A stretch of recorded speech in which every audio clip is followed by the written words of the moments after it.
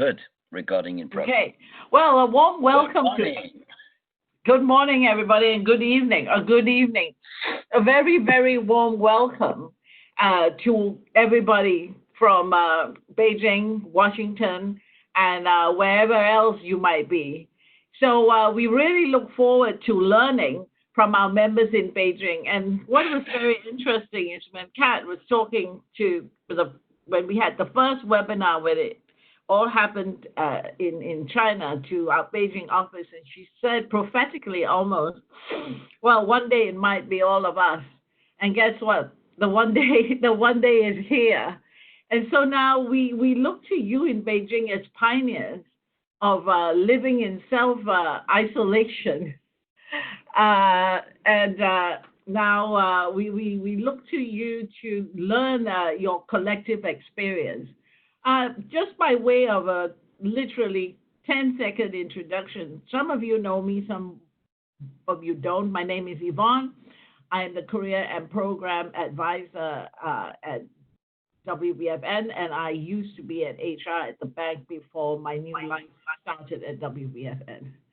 So just two ground rules. Since there's so many of us online, please place yourself on mute when you're not speaking. When you do speak, please unmute first, and then will you please just say your name and your location? And we welcome an interactive session. If you like, you can also use the chat box. My colleague Carla is helping me, and she's keeping her eye on the chat box and will raise any questions that actually appear in the chat box. So for today's discussion, we will be talking about three different topics: establishing routines, staying healthy, and working from home. And we have asked our Beijing members to share their collective experiences. And so three speakers, Sophie, Yasmin, and Gertrude, will represent the collective experience of Beijing on each topic. So we hope to run for about 20 minutes per topic. And at the end of the topic, we will open for a short Q&A. So the whole session should take about 20 minutes. And then at the end, there will be a plenary session where we will bring the discussion threads together.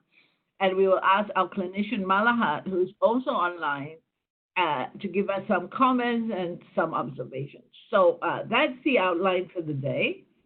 So we look forward to really learning something from those of you who are way ahead and in this experience of self-isolation. So Sophie, over to you. Okay, hello everyone. Big greetings from Beijing. Can you hear me okay? I just want to check that you can hear me. Yes, loud and clear. Perfect. Thank you. Great. Okay, well, first of all, I hope that you're all well and safe wherever you are. Thanks very much for joining us and allowing us to share some of our experiences over the last 10 weeks. It has been 10 weeks here, so we are kind of veterans with this by now. We're going to share a little bit about how it's impacted our lives here and how we've kind of adapted to this new normal, so to speak. So my name's Sophie, and I'm one of 18 members here in Beijing. We are from all over the world, representing pretty much every continent, and comprising singles, couples, as well as families with kids of all different ages. Some of us have been here for many years, and other people like ourselves here are fairly new. But we've really kind of bonded over this experience, and we've worked together to try and compile what we've learned over the last couple of months. As Yvonne noted, we've got three speakers, so I'm going to be talking a little bit about routines.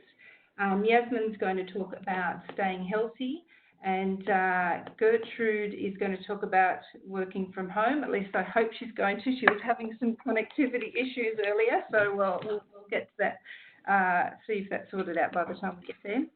Sophie, excuse me, I will interrupt you. I was trying to send private message, but all of you, please mute. All of you, I see several people, Georgine, Kishore, Solange, please be on mute. Thank you. No worries. Thanks, Kat. Yes, so this is definitely a collaboration with all of our members here, and we'll try and share some stories from all of us, time permitting. So I'll start with a little bit of background of how the situation with COVID-19 unfolded here in China, and that really happened at the end of January. The last week of January was Chinese New Year this year, and that meant that many millions of Chinese people, as well as expats, were travelling all over China, and in fact all over the world, to visit family at that time. And many of us from the World Bank Group were overseas on holiday when all of this started to really hit Beijing. And many of us were scrambling to decide what was going to be the best course of action at this time. Should we go home to Beijing? Do we stay where we are, or do we go somewhere else and wait it out? And some of us did decide to stay in Beijing. Some of us left either to go to their home country or to another country, and some of us decided to send their children to stay with relatives. I guess the main thing was that at that time, none of us really had any idea where this would lead, and that we'd end up in this kind of the current global situation. And I think it's fair to say that those early days were definitely very, very stressful, and probably the most stressful out of the whole period. So a little bit of background about my family. So we're here with my husband, who works for the bank. We're both Australian. We've got 2 teenage daughters. We've been in Beijing for about 6 months, nearly 7 months. We've got 2 dogs, which did play a part in us deciding to come back to Beijing after Chinese New Year, and we decided to stay, and we've been here ever since then. The other thing to remember is that, as we know now, many different cities and different countries have initiated different rules and policies around how to manage the transmission of the virus. Here in Beijing, we were never in a full lockdown situation. We weren't locked into our houses, but all businesses were closed, offices were closed, restaurants. The only exceptions were really supermarkets and pharmacies. But we could go out to the shops and we could go for a walk. However, you needed to wear a face mask. In fact, you still need to wear a face mask wherever you go. And generally, on the whole, most people really decided to stay home, particularly the local people. No one really left their houses, and it was very, very quiet and eerie, like I'm sure many of you guys are experiencing in wherever you are around the world. So to go on to routines, I guess the biggest and most obvious adjustment to our routine, especially with the cancellation of school and closure of offices, is that all of a sudden we were all at home together all of the time, which is obviously very challenging even for the most harmonious of families. So Gertrude's going to talk a little bit more about working from home. So I'm really going to focus on the family routine, and particularly on the kids and how we manage online learning and that sort of thing. So for the kids, this time has really meant a transition to online learning or homeschooling.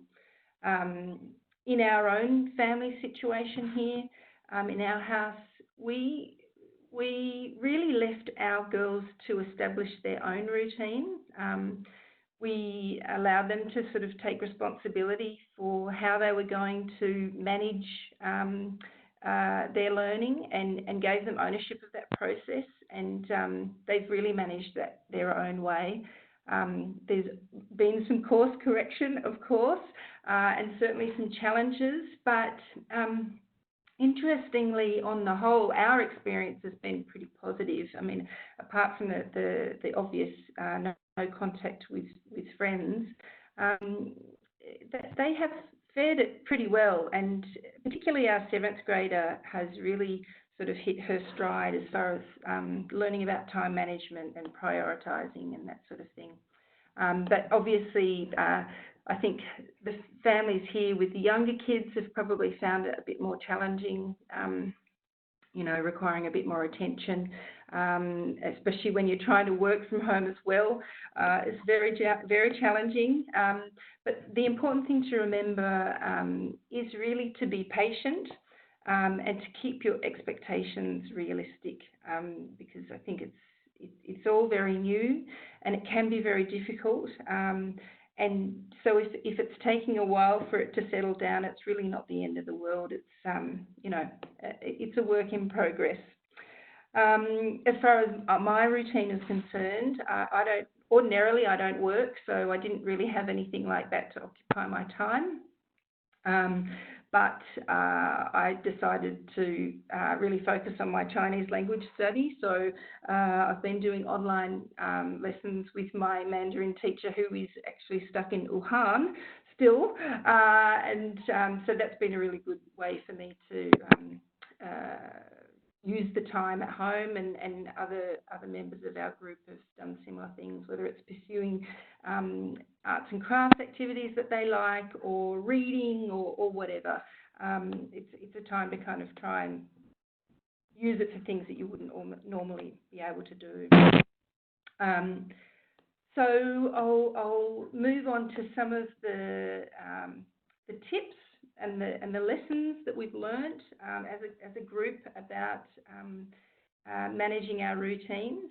And I think the first thing is that it's okay if your routine is not what it normally would be. For example, in our house, we definitely have changed the way we live in the house. We're going to sleep a lot later. We're waking up a lot later. And normally that sort of thing would really stress me out, particularly with the kids. But we've had to adapt, and I figure now, as long as everyone's getting enough sleep and they're having enough time to get their schoolwork done or whatever it is, it's not such a big deal. And I've tried to learn to be a bit flexible on that kind of thing. And that sort of leads on to issues such as decision making. And as in our family situation, we've really tried to make decision making at this time to be a whole family discussion. It's been really important to include the kids in anything that we've been talking about, particularly in those early days when we were just trying to decide, do we stay here, do we go somewhere else? No one knew what was going on. It was really important for them to feel like they were included in what we were doing and what we were deciding. And it helped give them a bit of control over the situation, which perhaps they may not have felt otherwise. As far as stress goes, I found a lot of my stress came from comparing what our family was doing with what other families were doing. Questions like, everyone else is leaving, should we be leaving? Are we being too relaxed? Are we going out too much? Are we washing our hands enough? Or all that kind of thing. And really had to take a step back and think, no, we are the best people to make a decision about our family. Only we know our particular context. And I think many of us would agree that the best thing to do is to sort of take all the official advice and the recommendations and apply it to your own context and your family, and really trust in yourself that you are making the right decisions, and putting the right sort of steps in motion for your family. Another issue that I'm sure many of you are thinking about if you've got kids and tackling online learning is the issue of increased screen time. And this is kind of an unfortunate inevitability in these circumstances. But these are unusual times, and we would say to try not to worry too much about that kind of thing. You know, absolutely offer alternatives, board games or family movie time or whatever. But just remember that this is not forever. It is temporary, and that sometimes the path of least resistance can, help keep the equilibrium in what is a new and strange situation and routine.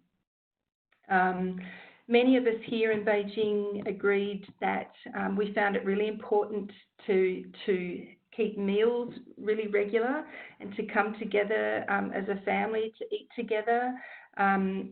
A good way to get away from the screens, definitely, but also a chance to kind of talk about how we were feeling about what was happening. And we all have good days and bad days, and it's a good opportunity to kind of voice any of concerns or worries that any of us had about what was going on.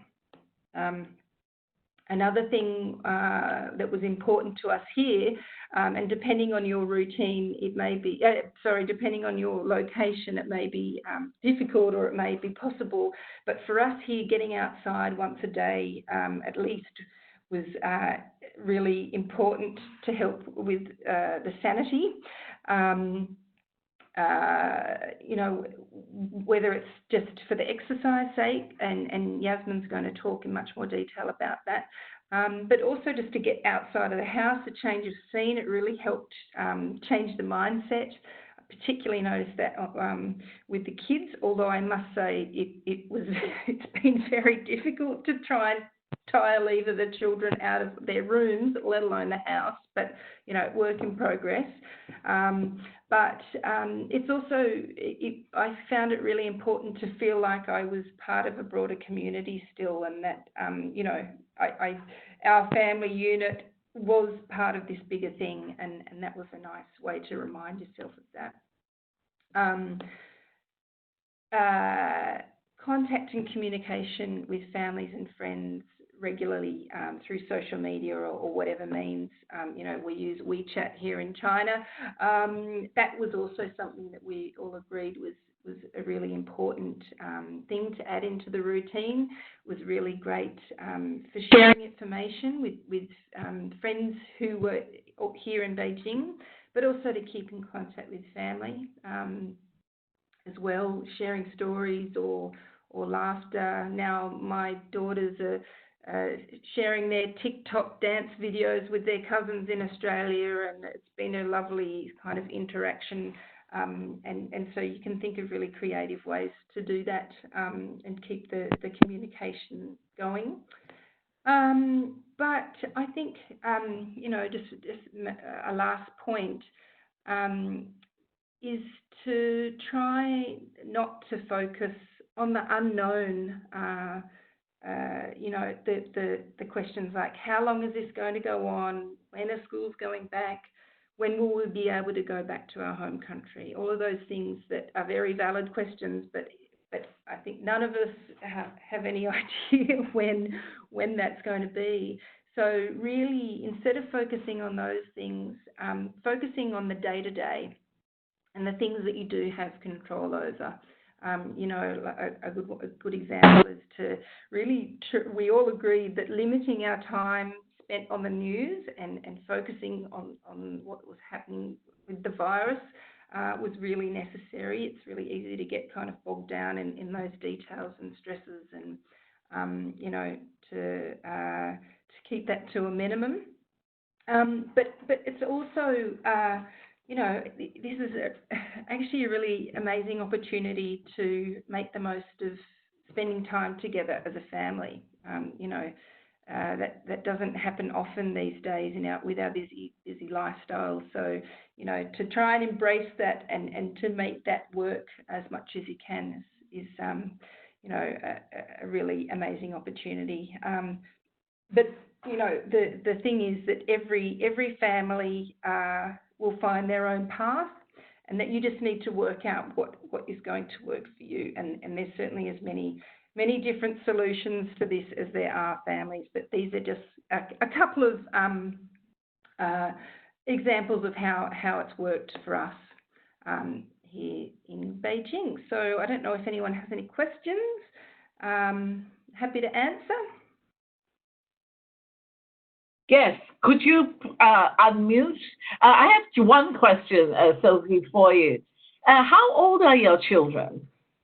They're 12 and 14. Okay, because that's great about including the children and giving them back autonomy. That's a really great point, because I think in this situation where everything is so uncertain, we all need some control and helping them be able to choose. So does anybody have any questions for Sophie? Please unmute, say your name, your location. We have 5 minutes left for this section before we move on. We have to keep an eye on our time. So please go ahead. I will mute myself now.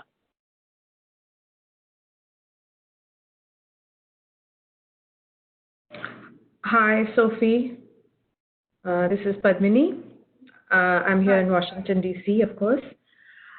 So I had a question about your teenage daughters. I have 2 daughters myself, and I can quite imagine the emotional state at a time like this. So how did you deal with that? As I said initially, I think for us, and it was certainly the early weeks in the experience that were the most stressful, and that's probably where many of you are now, actually, us being a kind of ahead of time. And I think that was across the board. Me, Ross, and the kids, we were all feeling very stressed. And I think by including them in the discussions, they're old enough that we can be frank and honest about what was happening and give them the information that they needed to really understand, why are we having to do this? That really helped. And I think getting into a routine is important. Certainly in the early days when it was all strange and we didn't know what was happening, we were wondering, are we going to be able to get food and all that sort of thing. Once that all calmed down and school kind of hit its stride with the online learning, that was really important, and it really gave them a chance, gave them something to focus on. And they were still able to connect with their friends and that sort of thing. So I think social media is also important for them, being able to reach out, because in the case of our kids, most of their friends have gone. They're all over the world. So, being able to still keep in contact with their friends has also been really important. Maybe, or in normal circumstances, our 14-year-old spending hours in group chats with their friends, we'd probably frown upon. But now we're like, you need that contact. You need to keep those connections. So, like I said, a bit of flexibility goes a long way. Sophie, this is Mary. Thank you. I'm in Virginia in the U.S. Our daughter is 24, and she went on a program to Argentina in March and got the U.S. Department of State alerts, and they were increasingly dire. And this is a new situation for my family and definitely for my 24-year-old. And she ultimately made the decision to come home.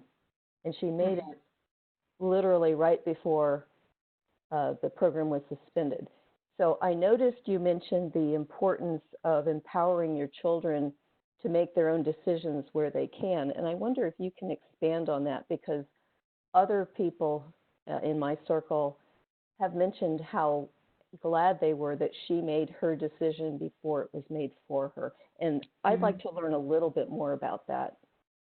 Yeah, sure. Well, the example that kind of comes to mind in our situation is in the early days. We were actually in Cambodia for a holiday, and we're there kind of watching the news. Oh, okay, where are we going? Are we going back to Beijing? Are we going back to Australia? And it was changing, almost minute to minute. In fact, we got to the airport and our second flight had been cancelled, and we weren't even sure whether we were going to be able to get back into China. And then once we got here, it was a decision about, okay, we're here, but is it going to get worse? Do we need to leave? All these things. And actually our decision to stay was very much a family decision. I think probably if we had have left it to my husband, I'd be talking to you from Sydney. But actually, many of us, the kids and I agreed that this is our home, and all our things are here. And at that time, we didn't know how long is this going on for. Were we going to be in an Airbnb for a week or 5 months? Who knows? So we sort of made the call that we were going to stick it out here, and we're so glad that we did that. We really, being home and in your space is really important, certainly in our situation. And obviously other people are not in that situation. And like I said, every family is different, so you've got to find your own solution. But I think when we all agreed that was what we wanted to do, we all felt so much calmer, and it was a collective decision, and all our nerves kind of settled, and we were like, okay, we're going to make the best of it. And that was, I don't know if that answers your question, but that was sort of the main thing. In the interest of flexibility, as Sophie talked about, and not keeping to routine, I'm going not to keep to the routine of the wrap up with Malahat, because there's so much interest in this personal decision making and not comparing, and how do we make these decisions. So I'm going to invite Malahat, our clinician here, to give us some observations about this personal decision making and giving children the autonomy to be included, not to decide, but to be included. I think that's very important distinction. There's no suggestion that an 8-year-old decides where the family should go, but giving them voice is very important, especially if you have children who are third culture children who often describe being moved around as feeling very powerless to their parents' decisions. So Malahat, over to you. Thank you. Can you hear me? Thanks. Yvonne and Kat and WBFN for the opportunity to be here today. So I had some thoughts while Sophie's been speaking, and in regard to some of the teenage issues, I'm wondering if a part of it, and I assume a part of it for all of us, is that there's a human desire we have to feel a sense of control and influence in our lives. And we often refer to this in psychological terms as an internal locus of control. Those of us who possess a sense that we are able to influence outcomes through our own actions tend to have more positive experience and feel empowerment. Similarly, I think teens are in the same situation where they are growing into adults, and being able to practice the idea of being inclusive in decision making gives them a sense of power. And in referring back to third culture kids, I know, you know, many of us know, because we live this experience, that some of the movement and some of the choices that we make are often, when they're young especially, not necessarily a part of their decision making. We as adults feel as parents that we need to make certain decisions, and this will turn out to be a good experience in the long run. That's not always true, but I think that we do the best we can as parents. And I think children will have very varying experiences based on their personality, their capacities, and their own mental mindsets and perspectives. But I think that what I hear Sophie saying, and I really support, is the idea that you're including your kids in terms of being what to do and where to be together. So the focus is on us as a family and us growing and making choices that are going to, in overall, help us to stay as a unit. And then for our older kids, as Padmini is speaking about, I know that your kids are college age, similar to mine. I imagine, I haven't gone through this particular experience that Sophie's going through, and we're learning about it now, but I imagine that giving your kids a part of that decision about what they will do. And my daughter also made her own decision to stay a little bit longer than her college asked, because she needed to know that she could complete her final examinations, and that would give her a peace of mind. And I allowed her to do that because I felt that as an adult, as a young woman, she's going to be facing more opportunities to make these difficult choices and hopefully growing and mastering in that ability. So I think absolutely our children we need to be inclusive, having a family-centered approach in terms of how we engage our kids in these choices, because when there's that kind of engagement in that sense, there's also ownership for the decision we make. And hopefully what it does is prevent some resentment down the line. You said it very, what did you say? We're noting it down. What to give children the choice in what to do and where to be, did you say? Yes. So Okay. in this particular case, what I'm hearing is that there was a choice to go home and there was a choice to stay. And as a family, the choice was to stay, but you made that choice together. And that also gave the children, the teens, a sense of power in that decision and ownership in that decision. Thank you so much. And in the interest of time, because it's been so interesting, we need to move on to Yasmin. If you have any more questions, please put it in the chat. If this discussion is really interesting, we may have to have a sequel, Beijing Part 2, because I think everybody's experience is so rich, and there are so many points that really deserve much more discussion than skating over. So, as I said before, and as Sophie mentioned, we need to be flexible and adaptable. After all, we're all sitting at home. So what's there not to have a sequel, right? But anyway, in the interest of time management as well, which was the other thing that we talked about, if we can speak to ask Yasmin to speak about staying healthy. So Yasmin, and thank you, Sophie, for your contribution. Thank you. So Yasmin, over to you.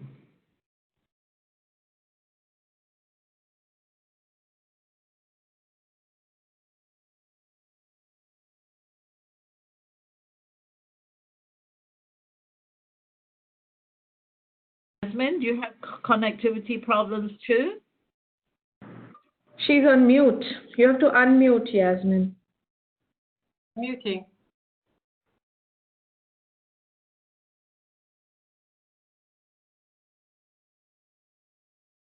Please go ahead, Yasmin. Okay. Hi, hello everyone. I'm Yasmin. Yasmin Reza from Ethiopia. My wife of Binyam Reza. We have 3 children, ages 15, 13, and 10. We have been in Beijing for the last 7 years. We consider Beijing as our home. I'm not working, but I'm helping a charity organization. I'm a fitness instructor and a cake designer. My friends call me, some of them call me cardio and some of them call me cupcake. It's all good. So my charity's name is Roundabout. We raise funds from dance fitness classes. I also lead the We Dance Mom groups, which has over 100 members. This group does multiple charity activities in addition to dance fitness.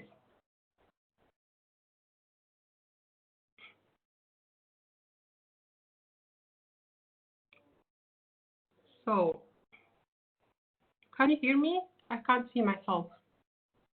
We can't see you, but we can hear you very, Okay. very well. So if you'd go ahead. Okay. I'll start my video because I lost one of my communication. Sorry about that. Okay, can you see me now? I see you now. Okay. I'll be on it.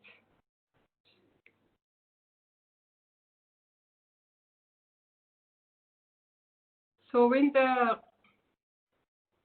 I'm sorry guys, I lost one paragraph, so I'll just say it from the heart. I don't know what happened. Just say it from the heart. Don't read. That's much better. Just talk. Okay. Okay, so we were in Beijing the whole time, and then we were planning to go on holiday for Chinese New Year. Some of us wanted to go to Ethiopia, where most of our families are, and our kids wanted to go to California to visit their auntie. And then we couldn't agree where to go. And also I was waiting for my husband to come back from Uzbekistan from a work trip. So as soon as he came back, we sat down and we discussed what to do. Most of us couldn't agree. And then I said, it's better we stay in Beijing. And then my kids would say, our friends are leaving, we have to go. I said, no, we have to stay home because we don't know what's going to happen because things are changing every day. And then finally, we decided to stay in Beijing as a family. And then we decided that so we decided on a few things. So some of the things are, so I wanted to share something before I share other stories. So most of the things that help me to be strong are three things. Number one, communication. Number two, creativity. Number three, community, like reaching out to the community. So as soon as I identified those three things, I started discussing what we should do with the family. So we agreed that only mommy goes to the groceries. Just me will go out. My husband and my kids will stay home. They don't leave the house the entire time. So I was the only one going in and out of the house. So before I leave the house, I'll just go put my winter attire and put a Vaseline under my nostrils. It's a ground material, but it works. So I put that and I put my mask. I go to the store. I take all the precaution, like not touching stuff, not touching my nose and my eyes. After I come home, before I put the grocery away, I take my mask off and I put it in the trash. I take my shoes outside. I go like in my coat outside. I go in before I talk to anyone. I wash my hands thoroughly with warm soap and water. After that, I started for the healthy part. I started like cooking healthy, more healthier, buying more fruits and vegetables.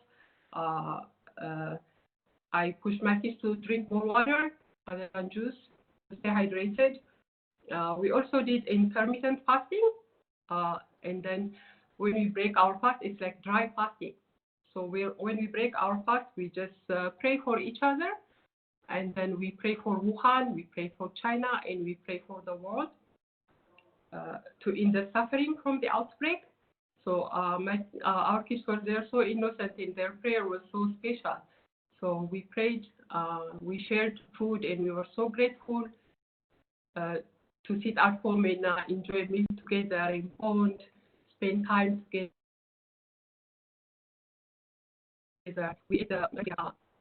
Sometimes the kids wanted to go to their room and hide, so I let them because we were dealing with this situation differently, adults and kids. And also we try to keep a regular bedtime routine, like 9 o'clock. Now it's past my bedtime, by the way. So as the time went by, my kids started like watching movies, and they started not going to bed early, but I let them because I didn't want to push any one of them, because I didn't want to make them miserable, because we are confined in a home. We are scared, and then adding stress was not helpful. So that was from the home front. So while I was at home, I started working out. Like every day, I do like 100 sit-ups or push-ups or squats, lunges. And then as I was doing that, I started thinking about my mommy friends. And I started talking to them, and then we have decided to do online dance classes. So I joined this Chinese version of Instagram. So I joined that, and I created an account, and I started inviting friends. So we started doing online dance class. Like we were dancing every day around 5 o'clock when kids finish school, and now it's like our downtime. So we started working out, and then we started posting sweaty selfies on our chat. And we were talking with our endorphins in, like we were happy, sweating, and talking. So some of my friends are outside of China. So it was like connecting with them was so priceless, and it was very helpful. Yasmin, can I ask you, did you include your children in the dance classes as well? They don't like dancing, so it's just me. They do like a PE class from their different class. They do their PE at different times. So I was just doing it by myself and with my friends. So also the Gertrude and Rima were very happy to be part of the online class, because I invited them to join me, and they joined me as well, and it was wonderful. Other World Bank spouses also, like Celine Dewey, Teddy, Jane, Sebastian, and Rima also tried different methods to keep their fitness and emotional health in check. That was wonderful. So we did that. And the third part, like reaching out to the community, that was my strength. So I reached out to my charity, and then I asked them what we can do to help. And they said they needed masks for the leukemia children in Hebei province. So I started contacting my friends, I created like a WeChat account to collect money, and I started asking friends to give me like if they have any extra masks that they don't use. So I collected that, and I collected like $3,000 in 5 days, and then we bought the mask, and then we sent it to Hebei, and it was a good feeling. So doing that gave me a lot of power and a lot of stability to take care of the situation that was presented. So Gertrude also did this. She offered these mosaic classes for World Bank spouses at her house, and then they were. It was very wonderful. She felt great about that. So at times it wasn't easy to remain in lockdown and keep the spirits up. But I kept telling my family and my friends, this shall pass. We're going to be fine. Just stay home, and then just keep basic hygiene. Just listen to the authority and follow rules, guidelines, things like that. So those things kept me in check and in control. So now we are out of masks, so very happy to go outside, and I still do the online live streaming classes in the park with two of my friends. They join me. So we take our masks and we are enjoying the spring weather and flowers. So as everybody in Beijing is enjoying the outdoors, and it's really wonderful. The skies are so clean and wonderful. So here we are. Before I take any questions, I will introduce Gabriela. She has also tips on staying healthy. So Gabriela is a World Bank staff, only from Mexico, and has two amazing kids, 17 and 12. They have been living in China for almost 2 years now. By far, it has been the most enriching experience for the family. So Gabriela said she has listed suggestions, so I just picked the most important ones. She said from going outside to going to the supermarket into the heightened hygiene at the house. So I just picked few from all of those. Gabriela suggested that keeping basic hygiene like wearing protective masks, carrying hand sanitizers, using disinfectants to mop the floor, cleaning pets, their paws after walking them, and buying frozen foods to minimize frequent visits to the store. She says those are beneficial to staying healthy. She also reminds us to disinfect our cell phones and keys with a wipe or cloth. I would also like to introduce and share some important advice from Jane and Sebastian. They say that establishing direct contact with a family doctor was beneficial for them. Also, they had sufficient supply of over-the-counter drugs for the family. They had not established a family doctor after relocating to Beijing since July 2019. But they got help from a friend and managed to secure a good and excellent expat pediatrician who was able to help them immensely.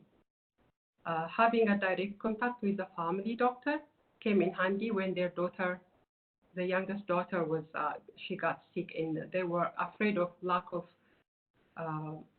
access to medical services due to the outbreak. Jane and Sebastian strongly recommend that field-based families to establish a reliable family doctor with direct phone or email access.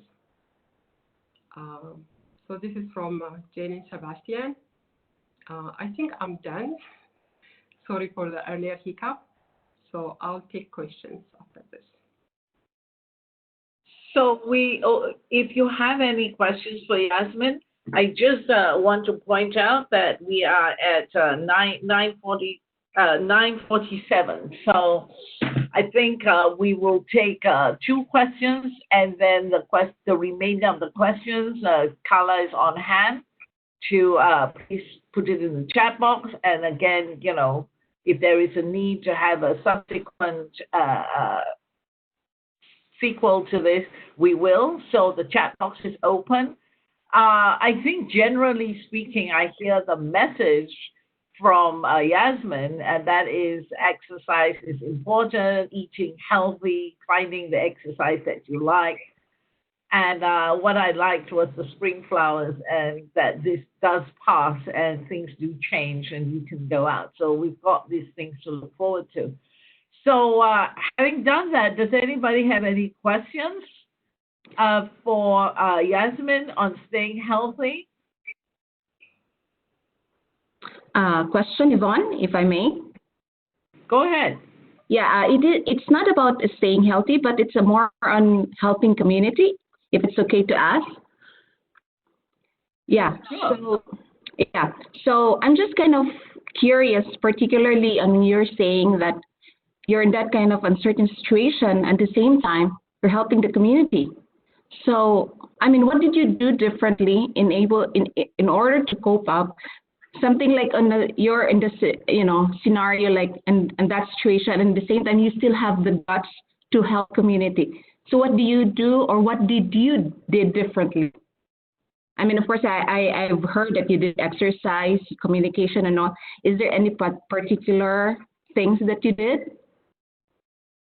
Yes. So I reached out to my charity organization, and then there were kids in leukemia kids. They have leukemia and they're in Hubei province, and they needed masks. So we started collecting money and masks to send it over to Hubei, and then we successfully did that. So I energized my group and people I know. I posted it on all my social media, and then we collected $3,000 and a lot of masks, and then we sent it to them. So that was really a very good experience and fulfilling. Hello, questions here in the box. Maybe this is the last question. Well, maybe in the interest of time, we need to move on, and we can take out that question in the box if time permits. Gertrude, are you online? If you are, please go ahead. Are you able to connect?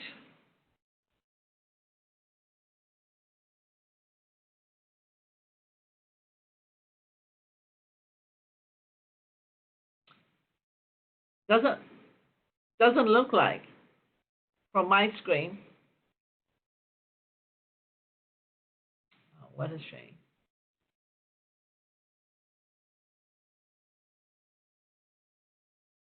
So in the interest, while Gertrude tries to get online, Adolfo, what is your question? Adolfo? No, Rudolfo. Sorry, not Adolfo. Can you unmute?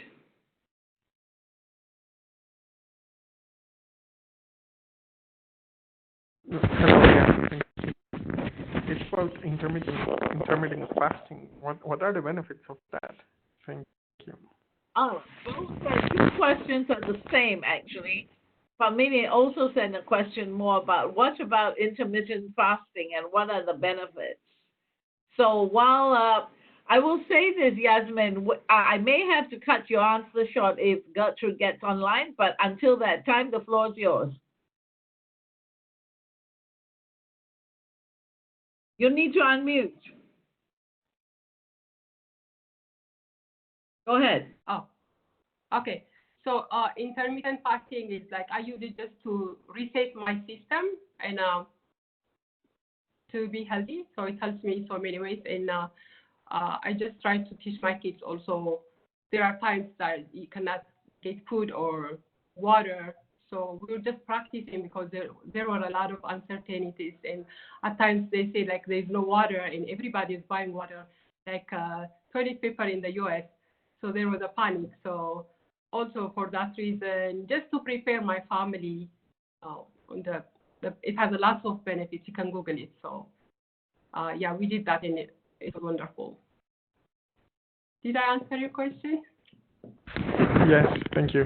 Thank you so much.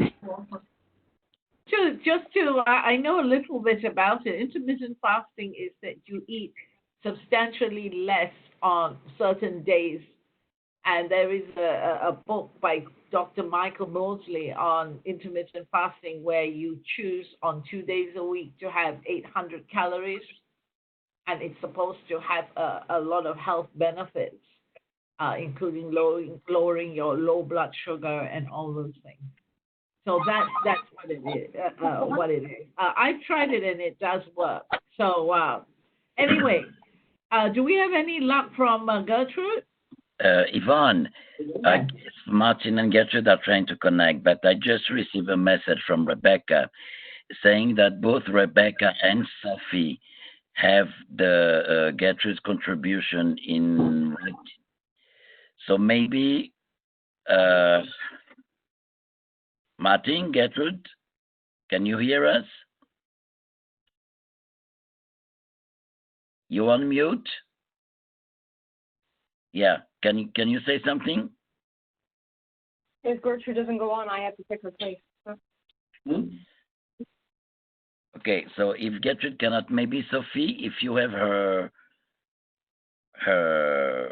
piece ready, maybe we go this way. At any moment, Gertrude and Martin, if you can step in, that would be fantastic. But we understand the difficulty.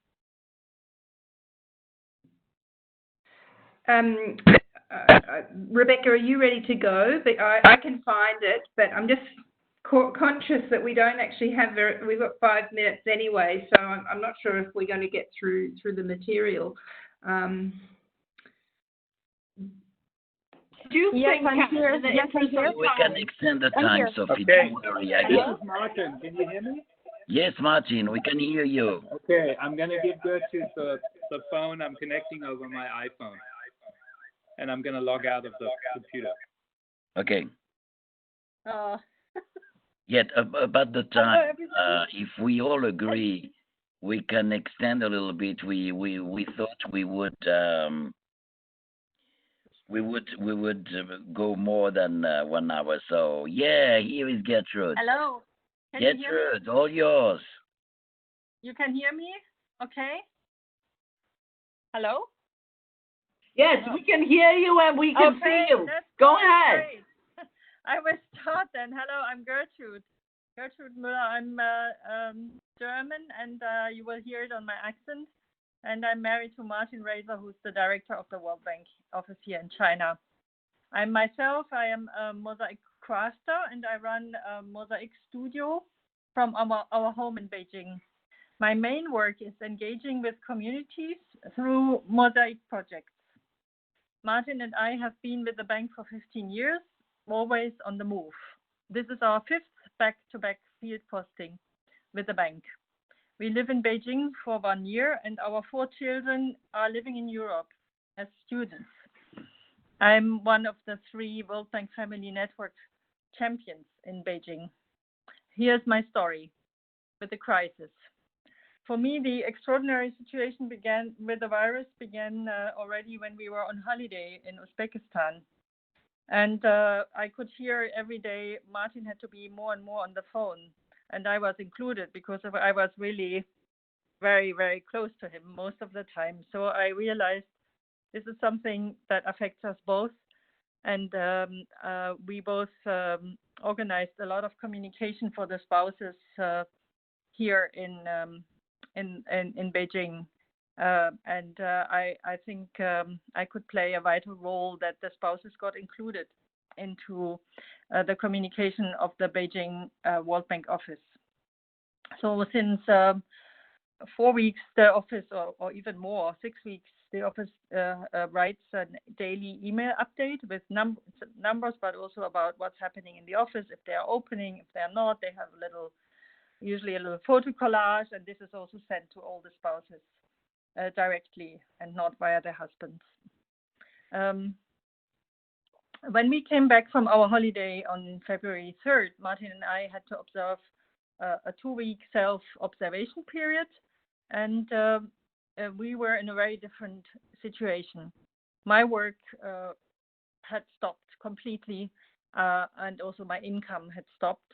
Martin's work soared up, and he was so busy.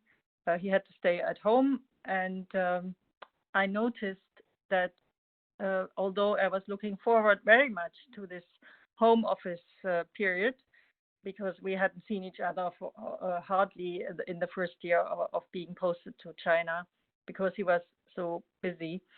And I thought, yes, then we are both at home. But I was very utterly disappointed that I didn't like it, because suddenly my space, which is normally my space, our house, was invaded by his phone calls and this nervous energy of course, managing a crisis.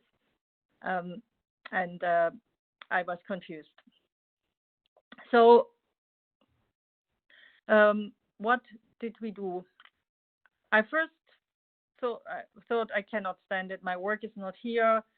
My house is invaded. I booked a flight to Germany, and for the 9th of March to go and see our children and my parents. But the week before that, the epidemic spread in Europe, and I got a very, very strong inner feeling. This is not the time to travel. So after agonizing decision, I canceled my flight on the 8th of March, and I stayed here. Also because I felt this is my home and this is my work, and this is the best place where I can be at the moment. So what worked for us two working from home? Sharing the housework. When I told my mom that all my my work was on hold, she suggested that I should find consolidation over doing the housework because our housekeeper was also not available. But after doing washing, shopping, and cleaning a 5-bedroom house for 2 days, my back ached, and I was even more grumpy that I confined myself to do the housework, whilst Martin tried to save the world. So we talked and agreed that he would take on the shopping and cooking, and I would do the washing of our clothes, and we would clean together. And this worked in a flexible mode, but it worked very well. And we have never eaten so well than in the past few weeks. And we have some fun Saturday cleaning sessions together with loud music. And Martin finds that the cleaning is the best gym for him, and he really enjoys the cooking. Cooking was also mentioned by 2 other members of us as a good occupation and therapy, and also staying in contact with friends over recipes. Mentioning the housework, we all in the field postings have usually the fortunate situation that we can employ people that help us with the house and garden and childcare. But we now have to think about strategies and how to deal with these as employer, to be as employers and the employees. For example, here our housekeeper left, of course, as everybody in China, to their hometown, and then she couldn't come back. And we still pay her, although she's not working for us. Other families I know have found arrangements with live-in arrangements, which helps both sides to keep the employment going and adhere to the rules of social distancing. So the housekeepers and nannies don't need to commute in crowded buses, for example. Then accepting stress symptoms. I accepted my state of mind, having difficulty concentrating and following things through. This was supported, and really this process of acceptance was supported by a World Bank Family Network resource on effects of stress.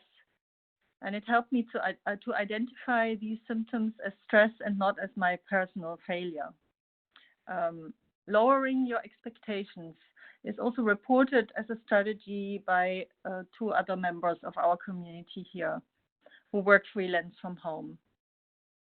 Especially Teddy mentioned it. She's one of our youngest members in the Beijing chapter. She's originally from Tanzania and lives in Beijing since only a couple of months. She was in the process of studying Chinese intensively and applying for a master's in communications.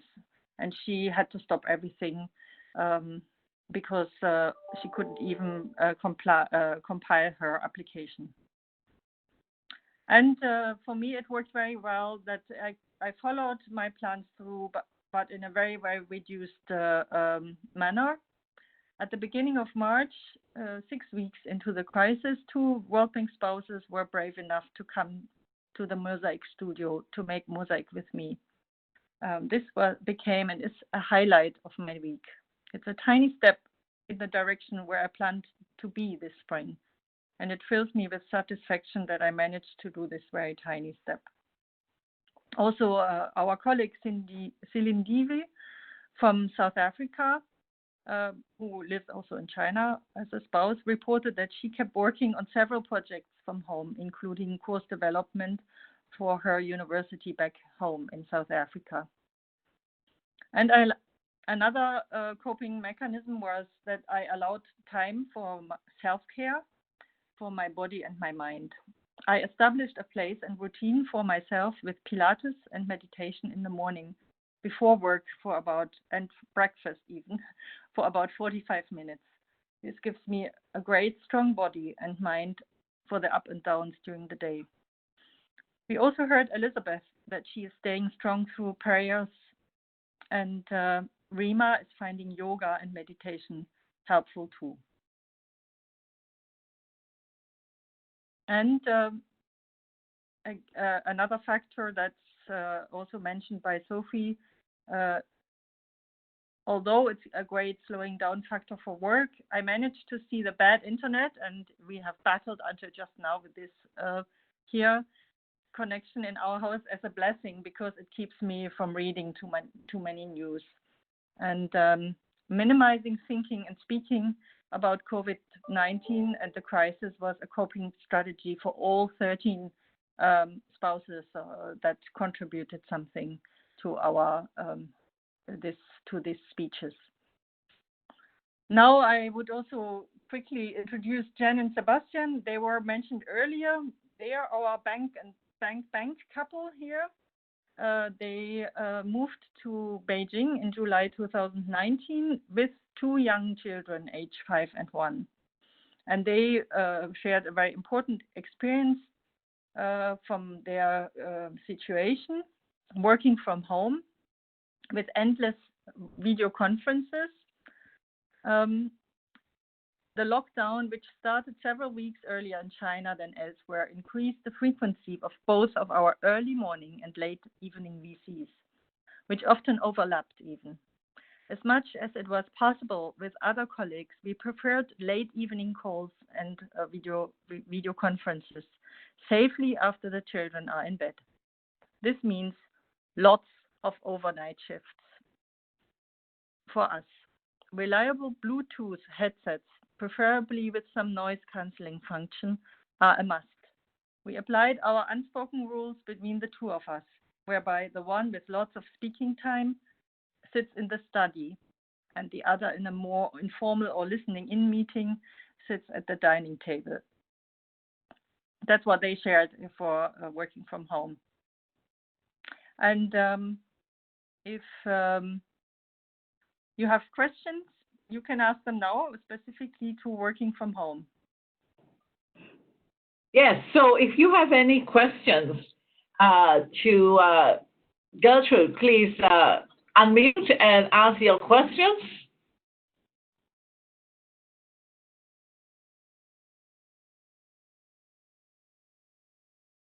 I have a question. Was Martin a good cook before? He is. Or was he just too busy to cook before? No, he is. He is a very good cook, and I really I was very happy when he took this on. I don't enjoy cooking half as much as he does.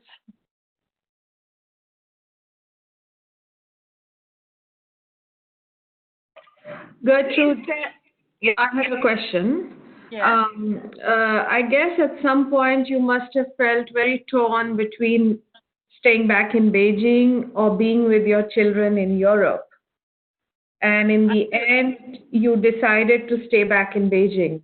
So can you talk us through your thought process at that time? Yeah, I said, I decided to go because I had no work here and Martin was so busy. Yeah, when the crisis developed in Europe, I felt like I might not even go and travel. I didn't know if trains would run. I didn't know if I even decided that I cannot go first thing to see my parents who are old. I need to stay. Even I decided to book a hotel room, which feels very strange because my son lives in Berlin. But I really felt like I don't want to be in any family household the first 2 weeks until I know that I didn't bring the virus from China. We were in this stage still that we thought it's only here, or So I really felt that it would be better to just freeze where you are and don't go. I knew that I couldn't visit our youngest daughter who was in boarding school in the UK because the school asked for no visitors, and also the students were not allowed to leave, otherwise they wouldn't have been able to come back. The situation changed dramatically because the college first said they would do a lock-in, and then they said they closed totally, and they closed within 48 hours, and we were asleep here in China. But luckily, we have 4 children, and the elder siblings managed everything for the younger one, and that really gave me consolidation because that I'm far away, because they could take care of each other. Thank you. I have a question. Can I ask a question? Yes, go ahead. Hi. Gertrude, I'm Beverly, and I'm in Delhi, where we have pretty strict lockdown. And I would just like to understand more about how exactly restricted your movements were in Beijing, and are they still going on? We know, if you have been in Beijing all the time, like us who spoke, you are free to leave your compound and to go out. Of course, work has resumed in most places. The World Bank office is open again, but we cannot bring people into our compounds, in most compounds. I have managed to get 2 kind of visitor passes that I can give to my mosaic students, so they can come and do mosaic with me. But there's a committee. There's always some guards in front of the compound. There's only 1 gate open, and they control every movement in and out. So that's the restrictions. But we never have been in total lockdown. We could always go out to buy groceries, to go to the parks. The parks were always open. Very nice. Unfortunately, here the parks are all closed, so it's really restricting not to be able to go out. That is very restricting. I always said that if I cannot go out anymore, I wouldn't know what to do, because I'm I need a lot of movement and fresh air. We go for grocery shopping and medicines, and that's all. And the police, there's many police barriers, so they stop and they ask where you're going. So. Thank you for clarifying. In the interest of, sorry, go. Well, were you going to say something, Gertrude? If not, I have some outlook from Beijing members. I don't know if you have time. I have 2 short quotes from 2 of our other members. They have some a little bit like an outlook. Okay, just the 2 short quotes, because we should be wrapping up in the next 5 to 10 minutes maximum because of time. So 2 short quotes then quickly, and then we'll wrap up.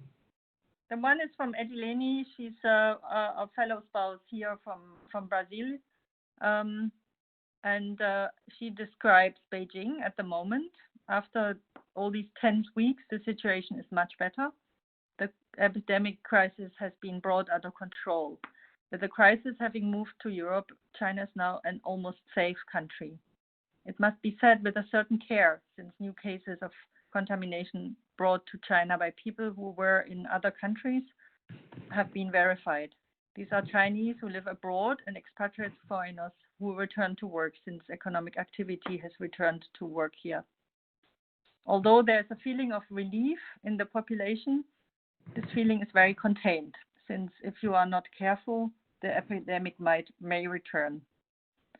And Rima, who is from India and has said she has 2 mantras in her life, empathy for all and simplicity in self. And she said, last 2 months have been a period of self-discovery, allowing me time for reflection. It has helped me know myself better. Value small things in life, such as freedom to move out as I please, ability to breathe without mask, my personal space, recognize my moods, need to interact with others, but also to be alone. I continue to do what I like best, listen to music, read, watch movies, but had to find new projects to keep me going. Why I tried Zumba with Yasmin, fully aware that I had 2 left feet and some new recipes. Engaging in making handmade jewelry was most rewarding. I created my own workspace in the den, where my husband worked from the living room to avoid conflict of space. Every country gives you a different challenge. One of the most prominent skills that every expatriate working spouse has, is being adaptable and making the best out of any situation. So thank you, Rima, because that is really the perfect note to end on, because actually all of us have moved many times. So we can imagine that COVID is just a new country that we didn't really choose to go to, but we have the skills of adaptation, of being flexible and learning to find new routines and learning to navigate a new system. I mean, I know it's not the same. One can get into a philosophical debate about COVID and moving to a country, but I think in essence, the skills dealing with the uncertainty, not knowing whether the workman will turn up is the same. Well, it's not quite the same, but it is still uncertainty, and learning to navigate that. So I want to quickly, in the interest of wrapping up, and then ask Malahat if she has one last big tip for us all, is a slide on, it's a little bit like the adjustment cycle. So it is enough to say that we have, we're very much like, what was I going, sorry, I can't find my slide. That's the trouble. Okay, let's not try the slide. I can't find it. It's like the adjustment cycle that we go through. So initially, if I heard the discussion, it's about survival. It's all new, and I think Sophie said it earlier, where she mentioned that the hardest days was when it first happened, and you really didn't know what to expect. So in many ways, it's like the adaptation cycle when you move to a new country, and suddenly you think, well, I just don't know how it works. And then as you establish new routines and you learn how to bring certainty to, I know what to do now. And if you listen to the Beijing stories, you'll see people started to find a way in their own space. Like, okay, we need to do this with the kids. How do we stop conflict of space? So you work in the living room and I'll work in the kitchen, or whatever it is. And then adjusting to life and quite enjoying the new normal, like Martin cooking. And there is this other stage, for instance, called reevaluation. So sorry to use Martin as an example. I'm very taken with the idea of a good cook husband, because my dear husband is not a good cook. He's very helpful, but he can't cook. So it's belonging that to Rima's comment as well, that you learn to know yourself better. Maybe we are learning new things about ourselves during this time, that after COVID, when we can go back to our normal lives, we may decide that, hey, I want to make this part of my life anyway, with or without COVID. Like maybe walking 2 miles, like for us, we are walking every day, which before we didn't do. And now you're wondering, well, maybe this is something even after COVID we should make time and space for. So in many ways, it's very much like the adjustment cycle. And those of you who have moved many, many times, I'm sure you recognize the parallels. So to end on a high note, and then I will ask Malahat for a tip or two to keep us going, is to say that you have the skills. So just draw down on these skills that you already have. You've already experienced it and you've moved around the world. You just have to do more of it. And I think a very important point that Gertrude made, which I do too now religiously, is a news diet. That should be fasting, not intermittent fasting, really, because that really causes a lot of stress. So, Malahat, over to you for your hot tips before we finish. Thank you. So, maybe not tips, but observations. I'd like to begin by saying that the stories are incredibly abundant of strength and resilience. As as the crisis tests our emotional and social capacity, what I'm hearing is you need to regain a sense of agency to influence the outcomes. You did this by creating new routines, perspectives, rituals, and shared responsibilities to cope effectively.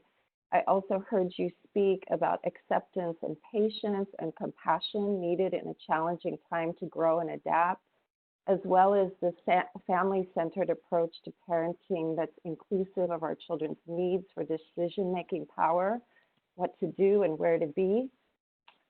Also, the adaptability on how roles and responsibilities have shifted, and this required couples to negotiate space and engage in positive communication in order to maintain a healthy relationship. And there was so much on strength and agency that was expressed, and every family finds their own path and encouragement to, and encouraging others to do the same, and trusting one's ability to be confident about your own family needs, that we all do things different, but you know what's best for your family, to take on a realistic perspective about the newness of the crisis and the time it takes to adjust, to your point about flexibility and adaptability, and the different ways that that you were able to stay healthy, which included eating well, cleaning, hygiene, exercising, reflecting, praying, which I felt was really important.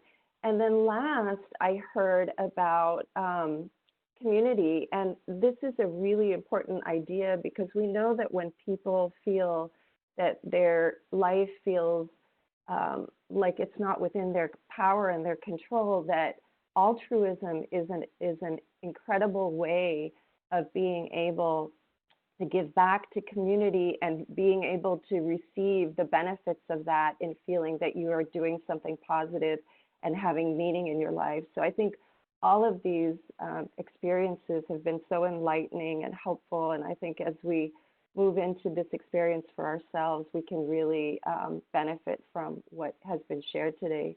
Thank you for letting me be a part of this experience with you. Thank you, Malahat. And thank you. I will ask Padmini to wrap up with our thanks for the Beijing chapter, for all the time and effort that you put into getting these stories together. Padmini. Hi. So many thanks, Sophie, Gabriella. Sophie, Gertrude, and Yasmin, for all the tips that you have presented today. I can see that a lot of effort went into preparing this presentation.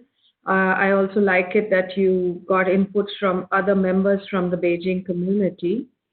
And really, this was a very valuable session. First point was that there is light at the end of this tunnel. We are just entering it right now with all kinds of restrictions on our movement. But looking at you, we know that it's going to get better and life is going to come back to normal at some point. Thank you for the ideas about autonomy from Sophie. I like that we should have meals together. I like that point a lot. Yasmin, thank you for emphasizing the importance of fitness, of eating right, and also about intermittent fasting so that we are not rushing after scarce resources, but training ourselves to do without them sometimes and teaching the kids that same value. Very important. And finally, of course, Gertrude, thank you for bringing some humor into this session, making us laugh. Now I'm going to go straight up and make sure that my husband helps me with the cleaning on the weekend at least, if nothing else. Too loud music. And thank you for our community for attending today. And, I hope that we have more such sessions that are going to help all of us. Thank you. Thank you, everyone, for coming. It's really, really heartening to see so many people from all parts of the world online. So we thank you so much for listening. We are a little bit over time. If you have any more questions, any more ideas, drop us a line. And if you like meeting virtually, we are here for you. We can organize more sessions. So do let us know. And then thank you, everybody, for coming. And we have our members' coffee hangout on Thursday evening. For those of you who want to join us at 9:15 p.m. DC time, we have the morning coffee at 10 a.m. So thank you, and yes, Gertrude, a special thank you. I love the idea of the cooking and the cleaning. So I will be encouraging my husband too. So thank you, everybody, and stay safe, stay well, and we'll see you soon. Bye.